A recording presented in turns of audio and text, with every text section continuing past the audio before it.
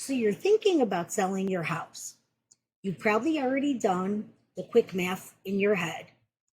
You take the sales price, subtract the agent's commission, and everything left over is pure profit. That's the cash you're counting on for the down payment on your next place, your retirement, or that cross country move you've been dreaming of for years. But what if I told you that number is a mirage? What if focusing only on the commission is the biggest mistake sellers make, and that there are 5 other hidden costs waiting to ambush you at the finish line? These are the expenses nobody seems to talk about, the ones that pop up on that final closing statement and make you ask, wait, where did 10, 20, even $50,000 of my money just go? We're about to pull back the curtain on all 5, not to freak you out, but to get you ready, because knowing what's coming is the only way to protect your equity and sell with total confidence and actually walk away with the money you have every right to expect. As a real estate pro who's been in the trenches of hundreds of deals, I've seen these costs shock the most organized sellers. My job today is to make sure you're not one of them. So let's start with the one everyone thinks they have figured out, the agent commission. For years, this was simple. It was the biggest expense, typically 5 or 6% of the sales price, which the seller paid to be split between both agents. On a $500,000 home, that's a hefty 25 to 30,000. But the rules of the game have changed recently.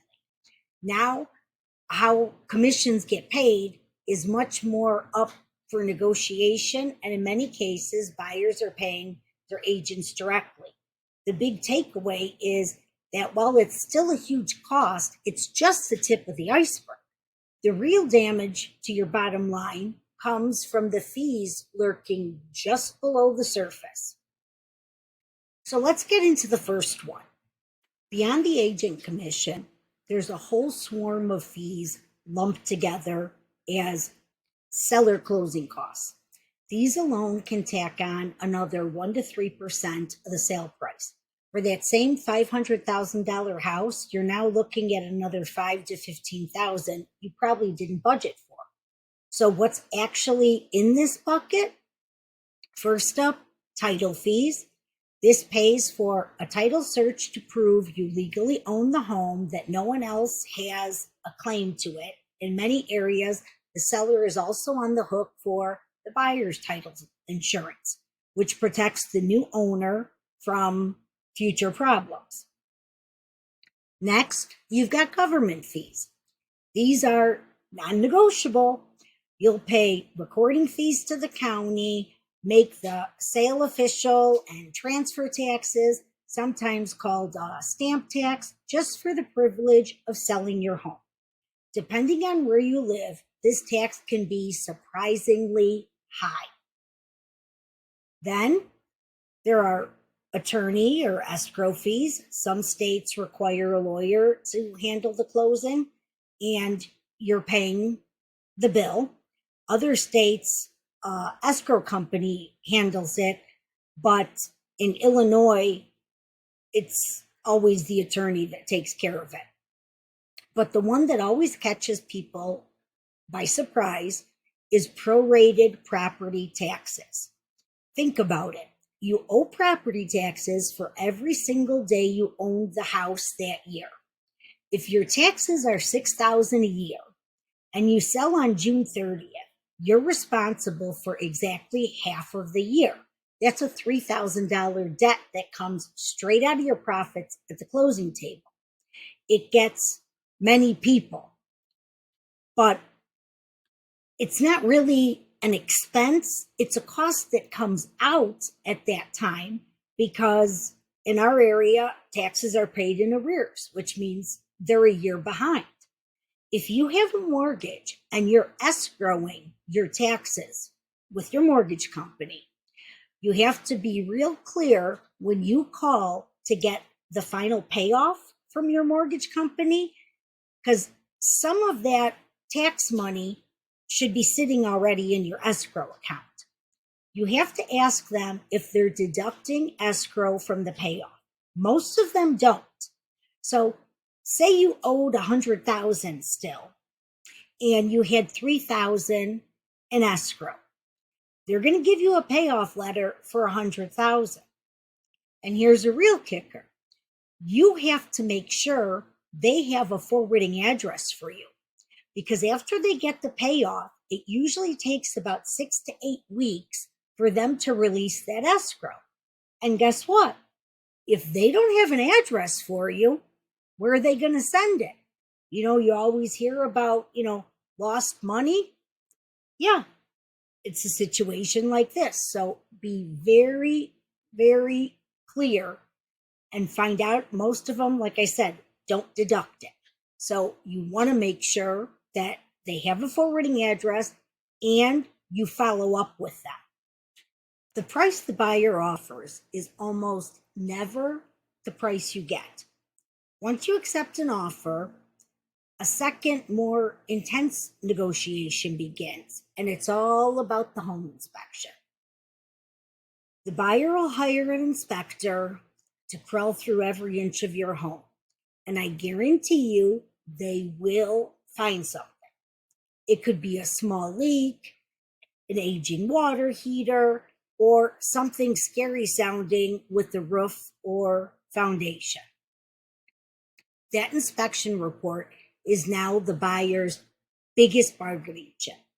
They'll come back with a list of repairs, or more often, ask for a repair credit. This is just a fancy way of saying, knock a few $1,000s off the price, and we'll deal with it ourselves. In a hot seller's market, you might have the power to say no.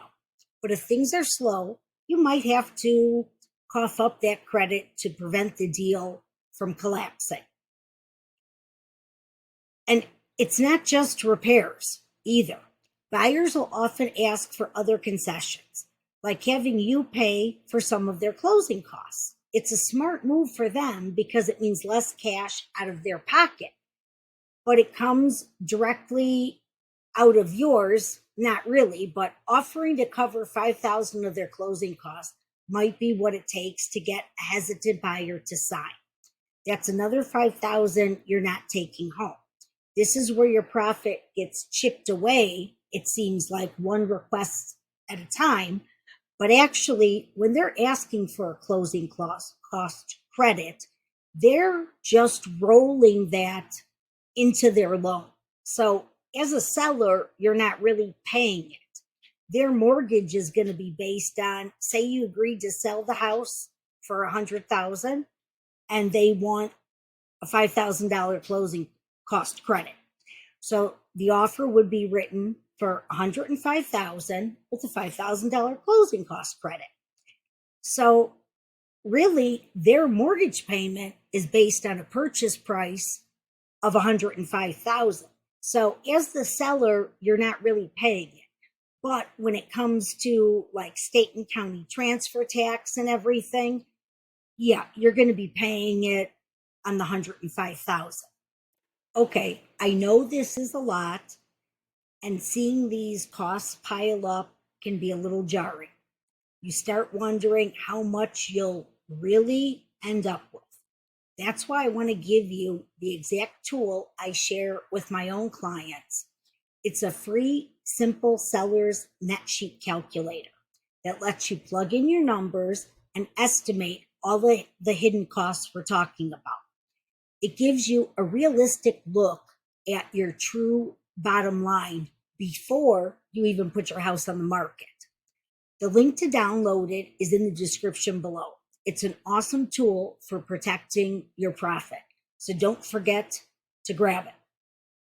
Before we had all these changes in the real estate commission, I used to tell my sellers when they would ask me what my bottom line is going to be, if they didn't want to use this tool just to do something quick, I always said, I like to figure them high. So when you find out you're getting more back, it's better than finding out you're getting less.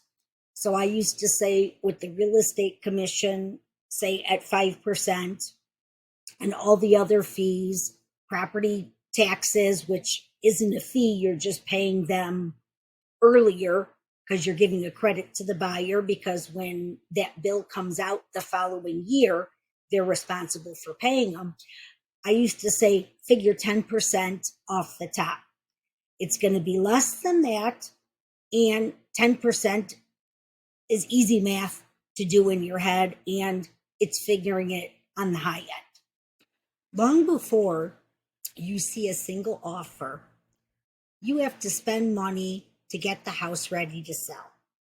This upfront investment is often the difference between a bidding war and a house that just sits there for months. The most obvious prep cost is cosmetic work. We're talking a fresh coat of neutral paint, which can run a few $1,000s, or getting the carpets professionally cleaned. And please don't forget curb appeal. Some basic landscaping, power washing the driveway, and a welcoming front door can make a world of difference. But it all adds up. A real savvy move is to get a pre-listing home inspection.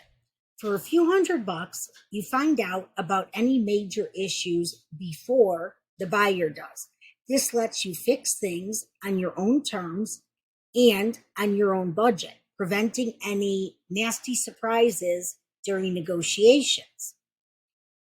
And then there's staging. Having your home professionally staged can cost anywhere from a few $100s for a consultation to several thousand to rent furniture. But the results don't lie. Staged homes consistently sell faster and for more money. While it's optional, it's an expense that can deliver a huge return. The big mistake is not planning for these prep costs from the get-go, leaving you financially strained before you've made a penny. If you have a mortgage, you know you have to pay it off at closing. But here's the kicker that gets a lot of sellers. The final payoff amount is almost always more than the balance on your monthly statement. Why? Two little words: per diem interest. Your mortgage collects interest every single day. The payoff quote your lender gives the title company is only good up to a specific date. If your closing gets pushed back by a week, more interest piles up and your payoff amount ticks higher. It's not a fortune, but it can easily be a few $100 extra you weren't planning on. You also need to dust off your original loan documents and check for a prepayment penalty. It's less common these days, but some loans still have a clause that dings you with a fee for paying your mortgage off early. This could be a percentage of your balance, so you need to know if it's in there. Finally, if you live in a community with an HOA, you'll need a statement showing you're all paid up on your dues. Any outstanding fees or special assessments have to be settled before the sale can go through. This is it. This is the hidden cost that can be the most devastating if it catches you off guard. Capital gains tax. When you sell your home for more than you paid for it, that profit is called capital gain. Now, the IRS gives most of us a pretty great deal. If you're single, you can exclude up to $250,000 of profit from taxes. If you're married filing jointly, you can exclude up to $500,000 is the main rule. You have to have owned the home and used it as your primary residence for at least 2 of the last 5 years. For a long time, that was enough to cover almost everybody. But with the way home prices have skyrocketed, more and more long-term owners are blowing past those limits. Let's play it out. Say you and your spouse bought a home 20 years ago for $200,000. Today you sell it for $900,000. Your gain is $700,000. You get to exclude $500,000 of that, but the other $200,000 is potentially taxable. Depending on your income, you could owe 15 to 20% of that to the IRS. That's a $30,000 to $40,000 tax bill you never saw coming. Now, this isn't financial advice, and you absolutely should talk to a tax professional, but you have to be aware of that. This could be waiting for you. Okay, so let's recap. It's not just the agent's commission. It's the closing costs, the repair credits you give away in negotiations, the money you spend getting the house ready, the little surprises in your mortgage payoff, and the potential for a monster capital gains tax bill. Selling your home is one of the biggest financial moves you'll ever make. The only way to protect your hard-earned money is to go in with your eyes wide open. Being prepared is your best defense. Now, I want to hear from you. What's the most surprising cost you've ever dealt with when selling a home? Drop your story in the comments below. Let's help each other out.